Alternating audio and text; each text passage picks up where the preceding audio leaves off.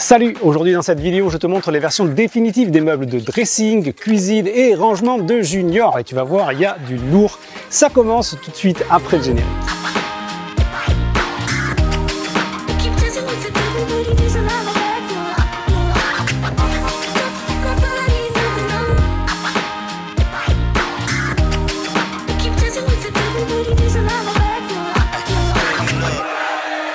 Pour rappel, j'avais déjà enlevé les meubles pour faciliter le travail de l'entreprise qui montait le toit relevable. Nous allons complètement revoir le système. Nos anciens meubles n'allaient pas jusqu'à l'arrière du van. Le sac de golf était stocké droit et le chariot par-dessus. J'ai complètement revu le système, le but étant de créer un grand coffre afin de stocker le sac de golf et son chariot à plat.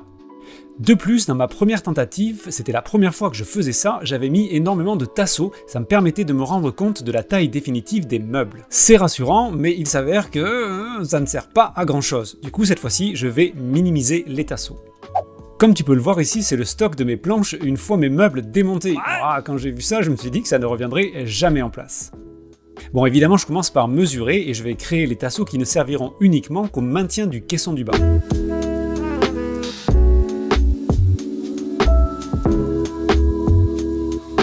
Alors évidemment, je recycle mes anciens lithos, il n'y a pas de petites économies, et je fais un avant-trou de façon à limiter les risques d'éclatement du bois quand je visse.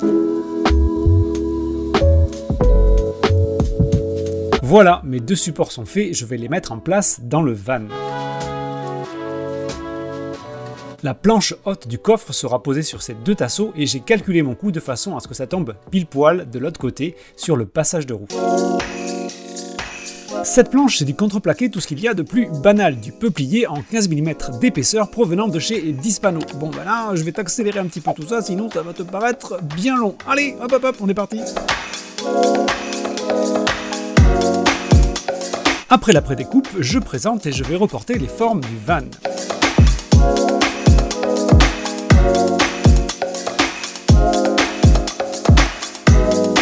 Je ne l'avais pas fait jusqu'ici, il va bien falloir qu'un jour je me lance, je vais créer une aération basse. J'ai cherché pas mal d'endroits et j'ai fini par trouver celui-ci qui sera au fond du meuble, juste au-dessus du frigo. Il permettra donc d'apporter de l'air frais à l'intérieur du van et, je l'espère, de rafraîchir un petit peu le frigo par en dessous. Cette aération basse est notamment obligatoire pour le VASP. Elle est là. Et maintenant, le caisson du sac de golf est terminé. Je vais pouvoir le fixer, le mettre d'équerre et continuer les meubles.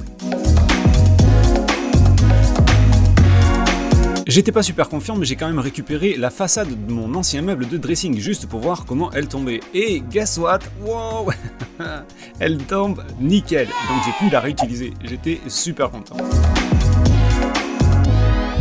J'ai ensuite positionné le frigo pour voir comment il tombe, je vais faire une petite contre-planche en bas pour le caisson et ensuite je vais faire la cloison qui sépare le dressing du meuble de frigo. Ouais, quand même ça va vite, hein. Il est doué le mec. Hein. Ah, regarde ça, hop hop hop, c'est parfait, il est content. Regardez, il est content. Bon après globalement, il est toujours content. Hein. Un petit coup de ponçage et 3 couches de vernis, regarde ça, ça va super vite.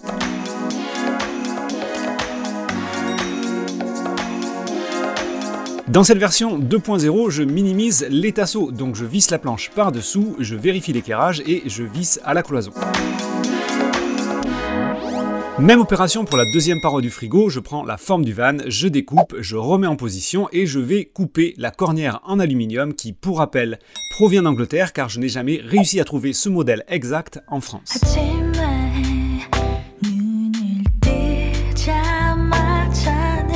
C'est le moment en petite astuce, si toi-même tu dois faire ce genre d'opération, ne fais pas comme moi le premier coup et prévois une bonne longueur de câble derrière ton frigo. Il faut pas 4 mètres, mais il faut quand même que tu puisses avoir suffisamment pour retirer le frigo si tu as besoin de faire une maintenance, quoi. Si tu fais le câble trop court, tu vas être un tout petit peu dans la... Ayant déjà tenté ma chance avec la façade du dressing qui match parfaitement, je la retente avec la cloison latérale et oui, elle rentre parfaitement, je n'ai pas besoin de la refaire, dis donc ça fait 2 fois que j'ai de la chance, c'est relativement rare. À l'instar d'une célèbre ville italienne qui ne s'est pas fait en un jour, eh bien Junior n'aura pas coupé à la règle et le lendemain matin, je continue mon opération de mise en place des meubles.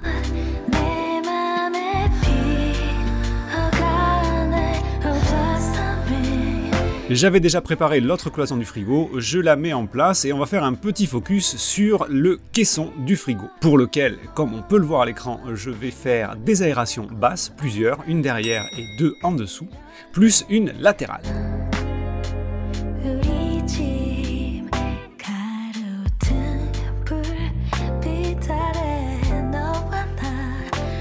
Soyons clairs, le travail effectué a pris plusieurs jours, voire probablement certainement une bonne semaine de travail, parce que je savais que c'était des finitions qui seraient cette fois-ci définitives et qu'il était hors de question de ne pas m'appliquer un minimum. Pour le coup, j'ai eu la chance de pouvoir utiliser l'ensemble de mes anciens panneaux et pouvoir mettre des petits bouts neufs dans des endroits où ça ne se voyait pas et du coup, pas de problème de couleur. Au passage, j'avais toujours la même furieuse habitude d'acheter le même vernis, un V33 Matin Color de chez Et j'ai fini par faire des recherches et à trouver ça chez Toolstation. Alors celui-ci, je vais te dire, attends, je m'approche, normalement, ça devrait faire le taf.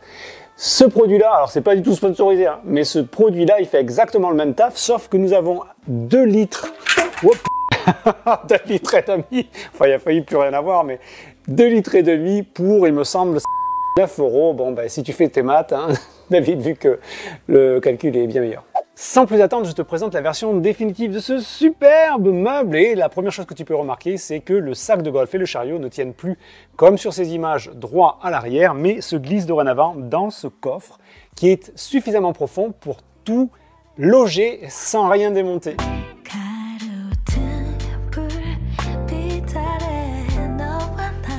D'un point de vue rangement, j'ai conservé celui qui était déjà existant ici, j'en ai rajouté un ici et une petite trappe où on va pouvoir mettre des petits objets parce qu'elle n'est pas très grande. J'ai également profité de la reconstruction de ces meubles pour pouvoir faire des marches pour accéder au lit du haut. Nous avons une première marche ici, une deuxième et après non, il ne faudra pas poser de pied ici. Peut-être ici, mais je suis pas sûr que ce soit nécessaire. Et ensuite, on pourra accéder au lit du haut très facilement. Juste par ici, j'ai conservé un petit rangement supplémentaire pour pouvoir mettre le sac photo directement. Donc, on peut le mettre et l'attraper très facilement. Je te mime le geste. Au cas où tu n'auras pas compris. Et je n'oublie pas bien sûr en voix off de vous présenter le dressing avec quelques étagères supérieures super pratiques et un volume plus grand en bas pour entrer les affaires plus volumineuses. Sur le côté, l'espace multimédia dans lequel on peut ranger du multimédia. C'est plutôt bien pensé, hein, non ? Ça a l'air plutôt pas mal, j'ai vraiment hâte d'essayer tout ça. Dans le prochain épisode, on reparle électricité, boîte de fusibles, dimensionnement de tes câbles et tout ce dont tu as besoin de savoir pour l'électricité dans ton van. Pour le moment, je te laisse avec 2 petites vidéos, je me recule, elles seront juste ici, les petites vidéos. Je te souhaite le meilleur, see ya!